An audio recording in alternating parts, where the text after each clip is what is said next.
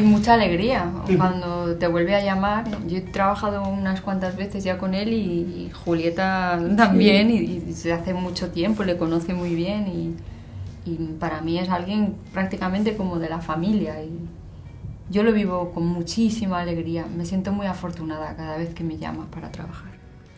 Bueno, yo lo que pasa es que empecé como un juego, ¿no? Porque hago un pequeño gag en Pepi, Lucy y Bon, y éramos amigos, y entonces sabía de todas las dificultades que tenía para rodar y todo eso.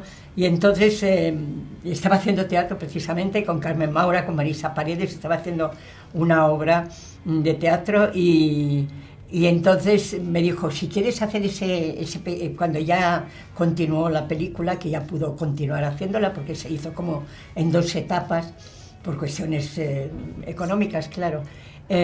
Hice ese pequeño gag, que fue como un juego, pero como éramos amigos, pues lo pasábamos muy bien, nos reíamos mucho y siempre lo he pasado muy bien con él.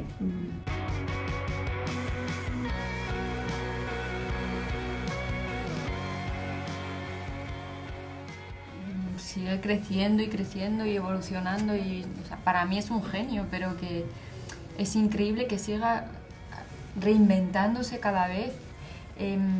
Tú ves un plano de una película de Pedro y lo puedes reconocer perfectamente, que es una obra suya, pero al mismo tiempo cada vez es nuevo y yo creo que eso es pues gracias al esfuerzo, aparte de su talento, el esfuerzo, la dedicación absoluta, o sea, 3 años de su vida lo para todo para cada proyecto y se deja la piel.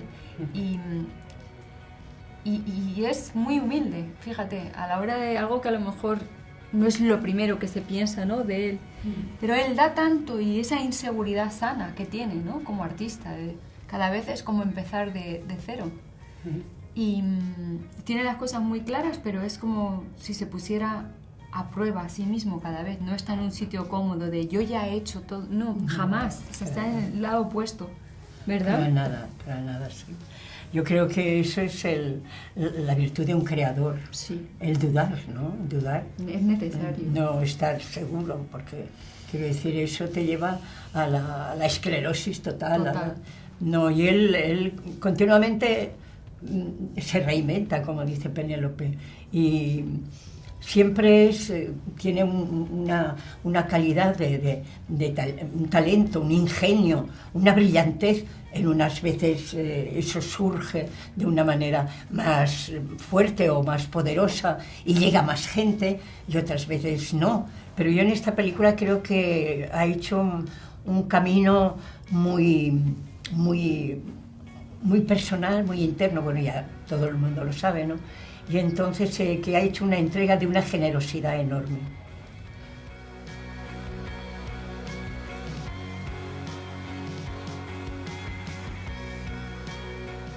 Bueno, él es un gran observador y él sabe registrar muy bien, ¿no?, la energía del otro. Yo a él no le puedo engañar nunca, pero ni en el rodaje ni en la vida es imposible, lo ve todo.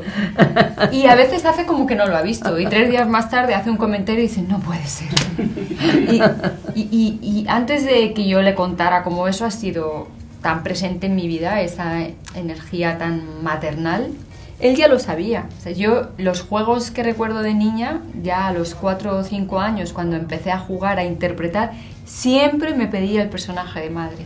Y lo que pedía de regalos eran bebés, nenucos, unos muñecos que se llamaban los pepones, que eran como los más reales. Y yo iba siempre cargada de bebés. Y yo creo que él ha visto que esa parte siempre ha estado muy desarrollada en mí, ese instinto maternal, y casi siempre me ha dado personajes de madre. Pero yo entiendo por qué. Eso está muy, muy marcado en mí. No sé lo que tendrá marcado de mí, porque las 3 madres que he hecho son un poco... Bueno, se puede decir que esta última es un poco más humana, porque la de Matador, ¿cómo era? Y la de Mujer. Esos personajes.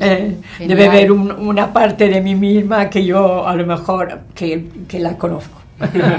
Dice Penélope que no falla. Sí. Es eso, todos somos Dr. Jekyll y Mr. Hyde. Exacto. Y entonces, pues él aprovecha esa parte de Hyde mía para los personajes.